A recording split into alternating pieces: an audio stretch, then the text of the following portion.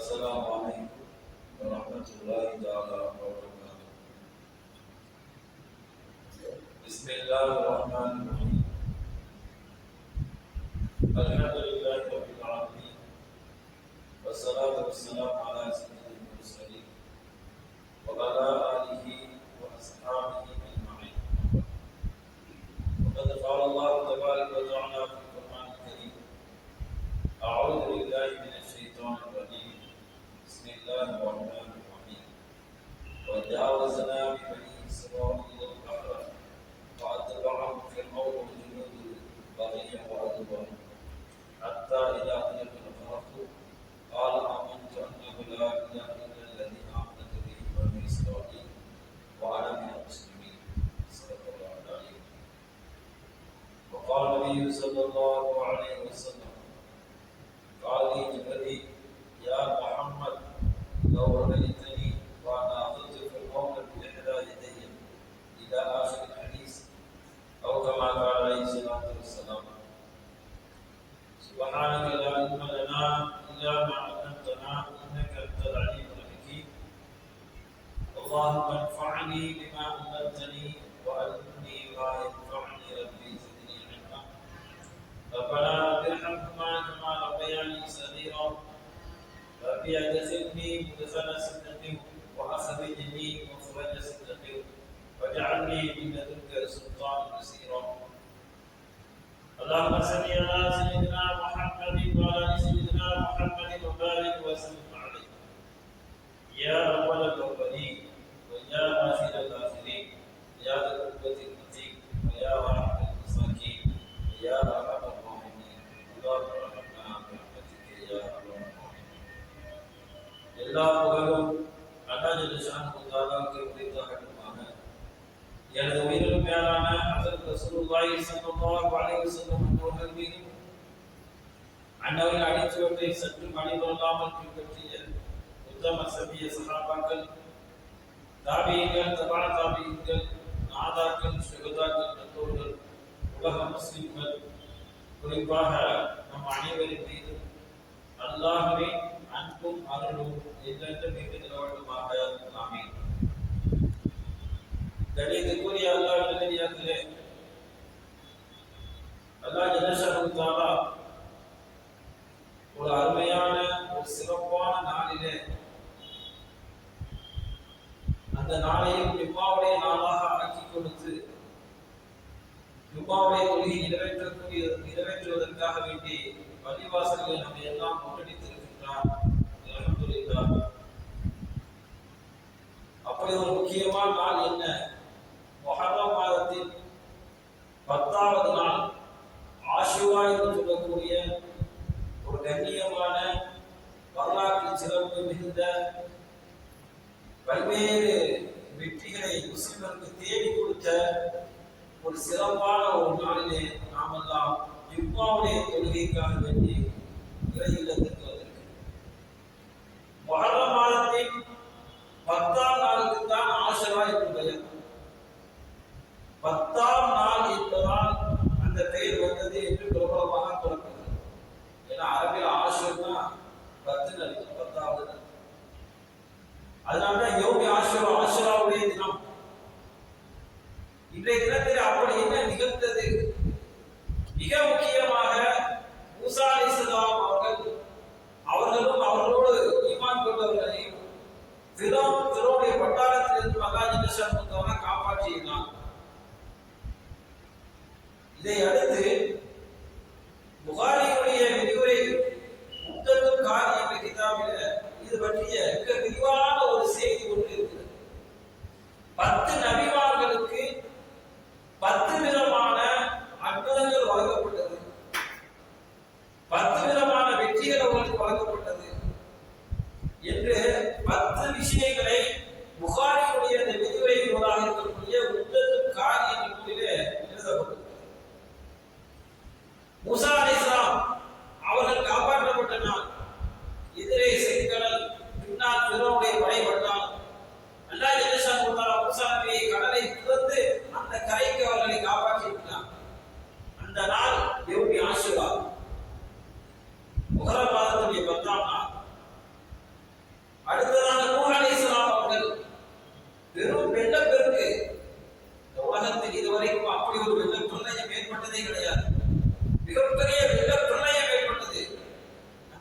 அத்தியாயத்தின் போது நூஹ் நபி அவர்களும் அவருடைய கூட்டத்திலும் அவர்கள் ஈமான் கொண்ட முஸ்லிம்கள் ஒரு கப்பலிலே ஏறி சென்றார்கள். அந்த கப்பல் அங்கும் இங்குமாக அலைந்து கடைசியாக யூது மலையிலே போய் அப்படியே பாதுகாப்பாக நின்றது. அது இந்த நாள்னா முஹர்ரம் மாதத்துடைய 10வது நாள். யூனுஸ் நபி அவர்கள் நமக்கெல்லாம் தெரியும், மீன் வயிற்றிலே அவர்கள் இருந்தார்கள். கடலிலே அவர்கள் குதித்ததற்கு பிறகு மீன் ஒரு பெரிய மீன் அவர்கள் விழுங்கியது. மீன் வயிற்றிலே இருந்தார்கள். அந்த மீன் வயிற்றிலிருந்து வெளியாகி அந்த நாள் யூனுஸ் நபி வெளியாகிய அந்த தினம் தான் ஆஷுராவுடைய தினம் என்ற குறிப்பு அதில் கிடைக்கிறது. 4வதாக ஆதம் அலைஹிஸ்ஸலாமுடைய தௌபா ஏற்றுக்கொள்ளப்பட்ட நாள். நமக்கெல்லாம் தெரியும், ஆதம் அலைஹிஸ்ஸலாம் அவர்கள் சொர்க்கத்தில் இருந்தாங்க. ஷைத்தானுடைய அந்த தூண்டுதலின் பிரகாரம் என்ன செஞ்சாங்க, ஒரு மரத்தின் பக்கம் நெருங்கவே கூடாது நல்லா சொல்லி இருந்தான். அந்த காய்கள் கனிகளை சாப்பிடக்கூடாது நல்லா சொல்லி இருந்தான். ஷைத்தானுடைய தூண்டுதலின் பேராக அந்த மரத்தினுடைய கனியை சாப்பிட்டு விடுவார்கள். அல்லாஹ் இந்த உலகத்திலே தூக்கி எறிந்து உலகத்துக்கு அனுப்பி விடுவான். அந்த செய்த குற்றத்தை அவர்கள் பல நாட்களாக, பல மாதங்களாக, பல வருடங்களாக அல்லாஹ்விடத்திலே தௌபா செய்து கொண்டே இருந்தார்கள். அந்த தௌபா ஏற்றுக்கொள்ளப்பட்ட நாள் யௌமி ஆஷுராவுடைய தினம் என்று வரலாற்று ஆசிரியர்கள் எழுதுகிறார். யூசுப் அலைஹிஸ்ஸலாம், யூசுப் நபி கிணற்றிலே தூக்கி போடப்பட்டார். சிறு வயதிலே வரலாறு நமக்கு தெரியும். தூக்கி போடப்பட்டதற்கு பிறகு அந்த கிணற்றில் இருந்தவர்கள் வெளியாக்கப்பட்ட அந்த தினம் யௌமி ஆஷுராவுடைய தினமாக இருந்தது. அதே போன்று தாவூத் அலைஹிஸ்ஸலாம் அவர்கள் அல்லாஹ்விடத்திலே தௌபா செய்தார்கள். அந்த தௌபாவை ஏற்றுக்கொண்ட தினம் ஆஷுராவுடைய தினம் என்ற குறிப்பு இருக்கிறது. இப்ராஹிம் அலைஹிஸ்ஸலாம் அவர்கள் பிறந்த தினமாக ஆஷுராவுடைய தினத்தை சொல்கிறார். சலீலுல்லாஹ் இப்ராஹிம் அலைஹிஸ்ஸலாம் அவர்கள் பிறந்த நாள், அவர் என்னைக்கு பிறந்தாங்க அப்படின்னா ஆஷுராவுடைய தினத்தில். அதே மாதிரி யாக்கூப் அலைஹிஸ்ஸலாம் அவர்கள் தன்னுடைய மகனார் யூசுப் அலைஹிஸ்ஸலாம் அவர்கள் உழைத்ததற்கு பிறகு அவர்களுக்கு கண்ணு தெரியாமல் போய்விட்டது. மறுபடியும் கண்பாறை அவர்களுக்கு திரும்ப கிடைத்தது. அந்த நாள் ஆஷுராவுடைய தினம். அதே போன்று முஹம்மது ஸல்லல்லாஹு அலைஹி வஸல்லம் அவர்கள் முன்பின் பாவங்கள் மன்னிக்கப்பட்டதாக ஒரு ஹதீஸிலே சொல்லுவார்கள். அந்த முன்பின் பாவங்கள் மன்னிக்கப்பட்ட அந்த தினம் யௌமி ஆஷுரா என்பதாக வரலாற்று ஆசிரியர்கள், குறிப்பாக புகாரியுடைய விரிவுரையிலே உம்தத்து காரி என்ற கிதாபிலே இந்த பதிவுகள் எல்லாம் ஆஷுராவுடைய தினத்தில் இவ்வளவு சிறப்புகள் இருக்கிறது என்பதாக இருக்கிறது. இது மிக பிரதானமானது. ரசூலுல்லாஹி ஸல்லல்லாஹு அலைஹி வஸல்லம் நேரடியான ஹதீஸை நாம் பார்க்கும் பொழுது ஆஷுராவுடைய தினம் எதை வைத்து ஆஷுராவுடைய தினத்திலே நாம் நோன்பு வைக்கிறோம் என்று நாம் பார்க்கும் பொழுது மிக முக்கியமாக மூசா அலைஹிஸ்ஸலாம் அவர்கள் காப்பாற்றப்பட்டார். மிகப்பெரிய ஒரு கொடுங்கோலன் ஃபிரௌன் அநியாயமாக நடந்து கொண்டார். மிகப்பெரிய அட்டுழியத்திற்கு சொந்தக்காரர்.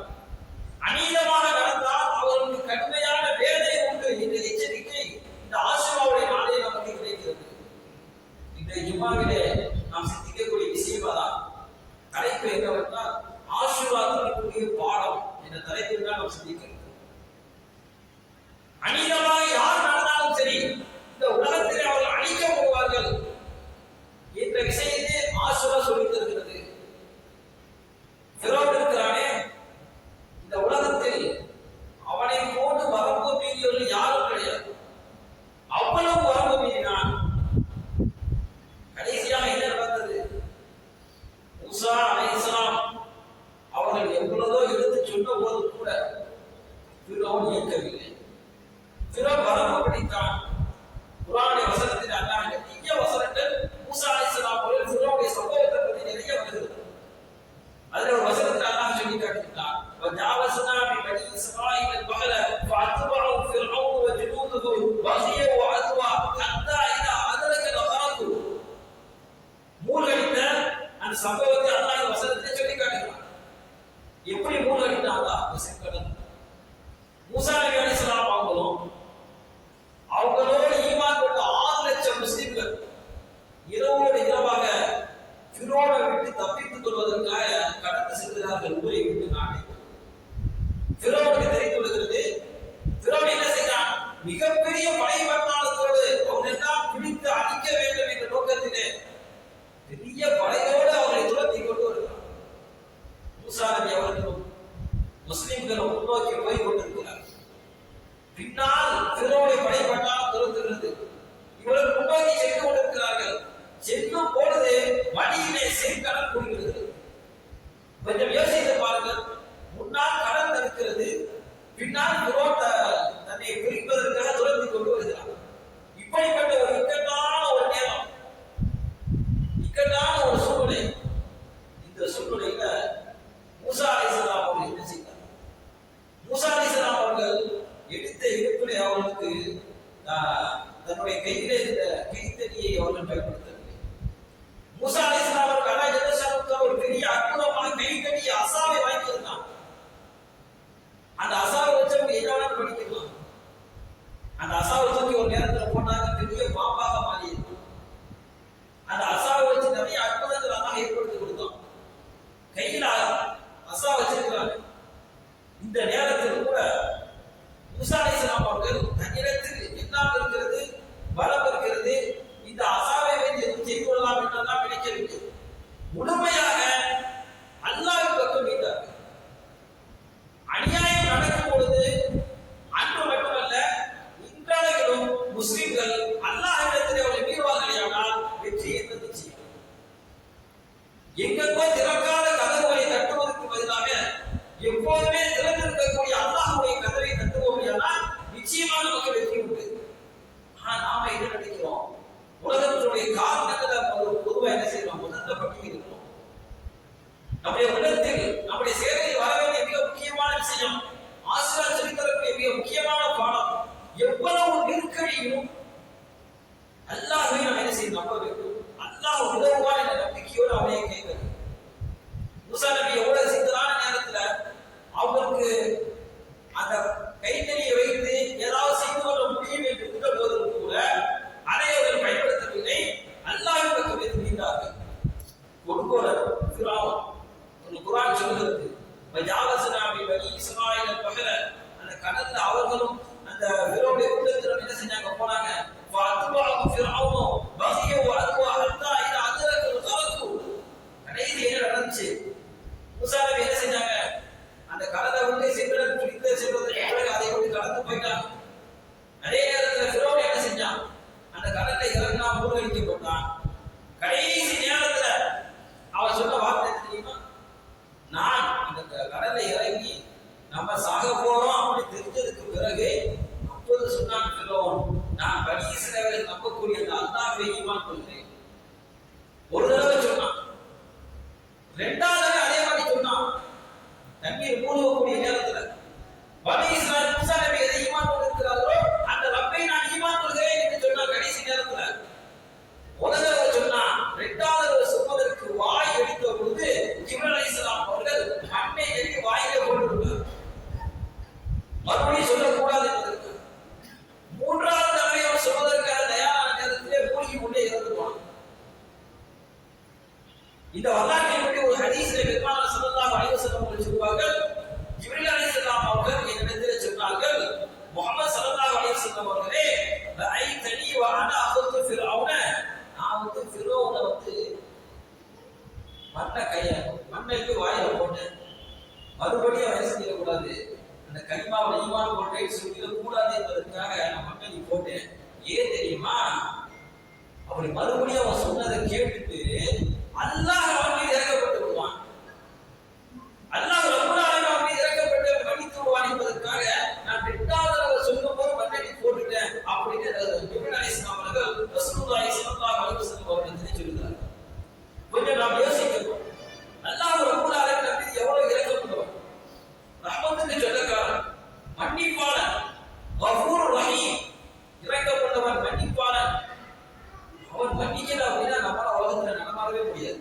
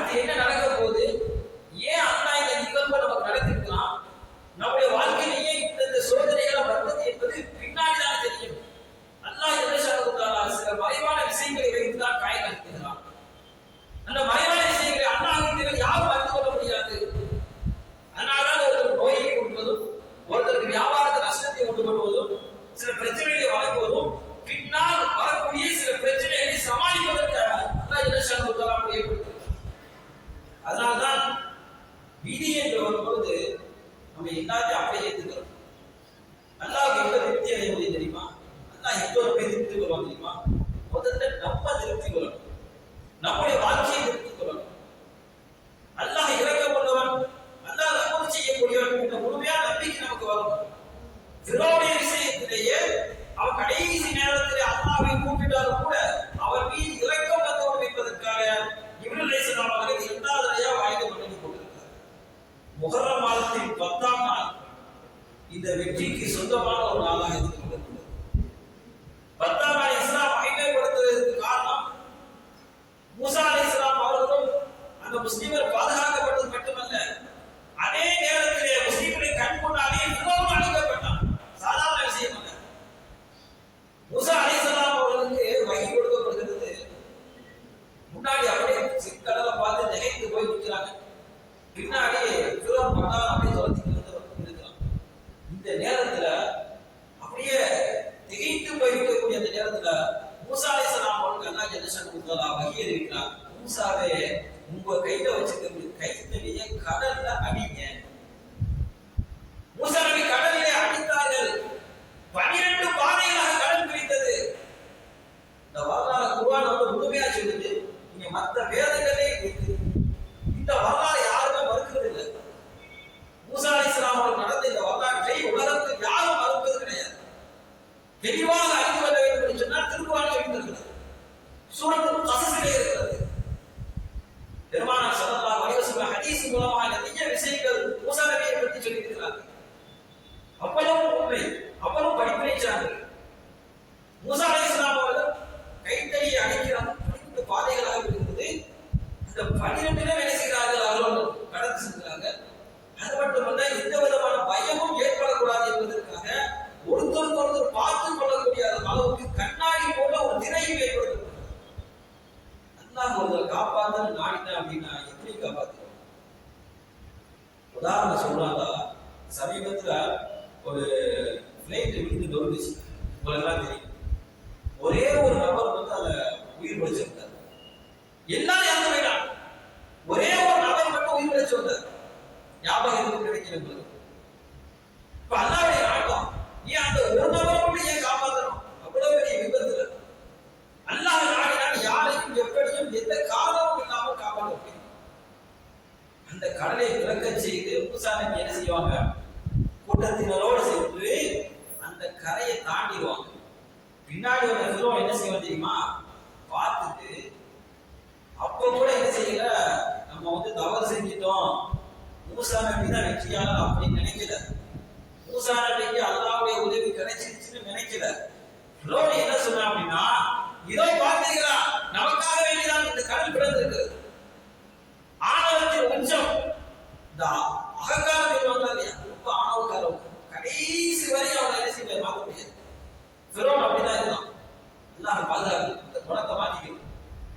கடைசி நேரத்தில் கூட நான் செய்த தவறை அழைச்ச வருதுல, இது எனக்காக தான் இந்த கடல் பிறந்திருக்கிறது. முட்டாள்தனமான முடிவு. கடைசியாக மூசா அலைஹிஸ்ஸலாம் அவர்கள் கூட்டத்தில் அந்த கரையை ஏறுவதற்கு பிறகு இந்த ஃபிரௌன் கூட்டத்தில் உள்ளே என்ன செய்ய கலந்து கொள்ள போறாங்க. அவர் பின்பற்றி போய் அவர் என்ன செய்ய துரத்தி பிடிச்சிடலாம். நடுவுல அவங்க இறங்கி வந்ததற்கு பிறகு அல்லாஹ்வுடைய உத்தரவு கடலுக்கு கடல் ஒன்று சேர்ந்தது. கடல் ஒன்று சேர்ந்தது. கடலிலே அழிக்கப்பட்டான். அது மட்டுமல்ல, மிகப்பெரிய படிப்படியாக ஃபிரௌனுடைய உடல் இன்னமும் கியாமத் நாள் வரை பாதுகாக்கப்பட்டு கொண்டிருக்கிறது. குர்ஆன் சொல்லக்கூடிய வசனம், "வல்யௌம நுஜ்ஜிக பிபதனிக லிதகூன லிமன் கல்பக ஆயா." இந்த வசனத்தை யாராலையும் எதுவும் செய்ய மறுக்க முடியாது. இன்றைய நாள் என்ன செய்வோம்? கியாமத் வரைக்கும் அவருடைய உடலை நாம் பாதுகாத்து வைக்கிறோம்.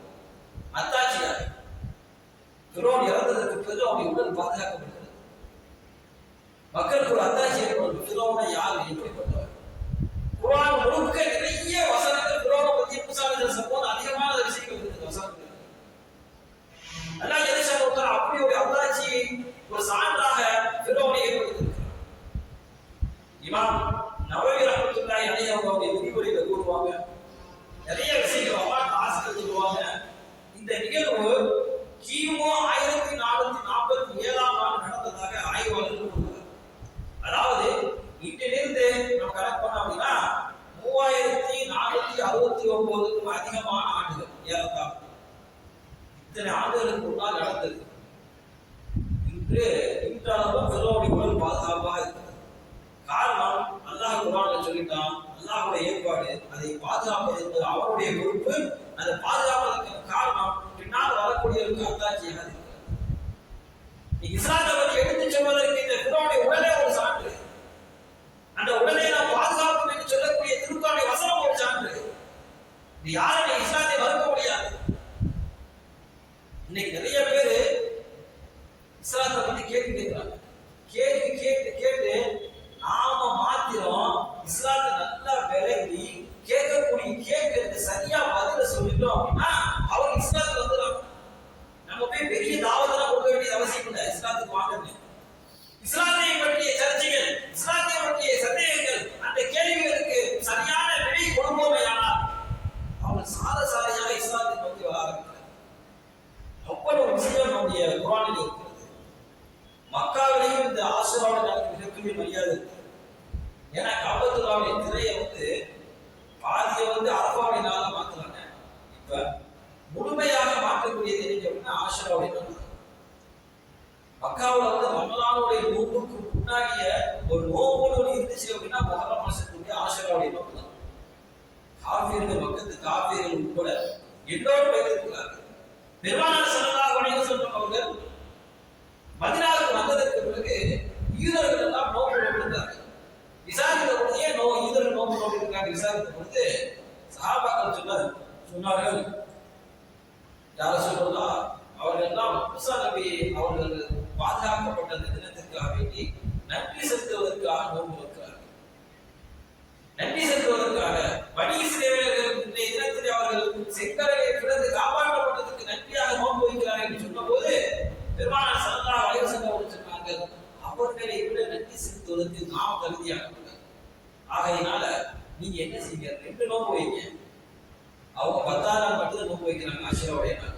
நீங்க என்ன செய்யுங்க, முதல் நாள் 9 10 சேர்த்து வைங்க, 2 நாள் வைங்க. சொன்னார்கள் ரசூலுல்லாஹி ஸல்லல்லாஹு அலைஹி வஸல்லம் அவர்கள், அடுத்த ஆண்டு நான் இருப்பேனேயானால் 9 10 சேர்த்து வைப்பேன், அதாவது 2 நோன்பு வைப்பேன்னு சொன்னாங்க. ஆனால் வரக்கூடியவர் ரசூலுல்லாஹி ஸல்லல்லாஹு அலைஹி வஸல்லம் அவங்க உயிரோடு இல்லாம பார்த்தாங்க.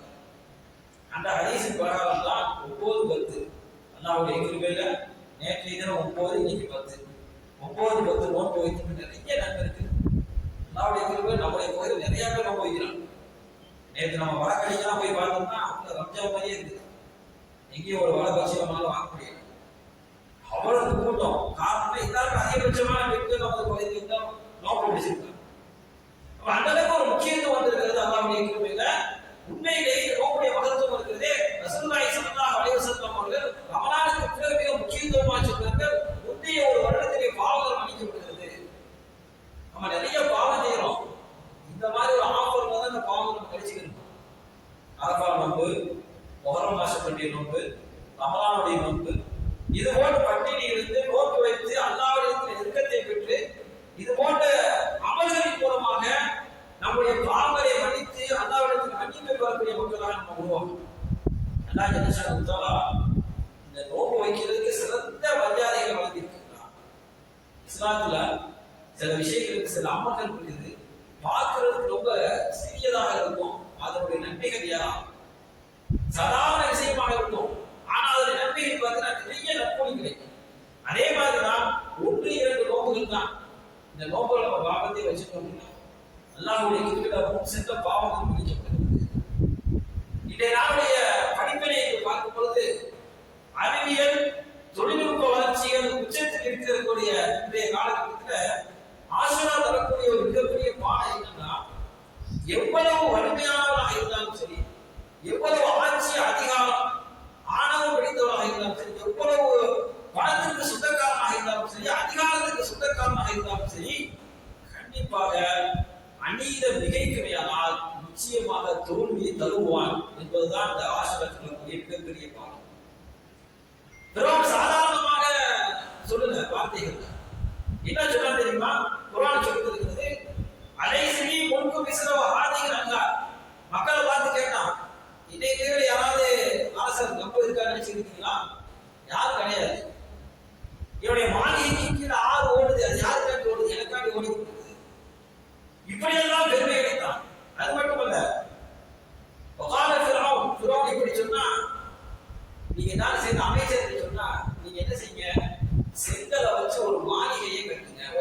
ஒரு கோபுரத்தை கட்டினேன்.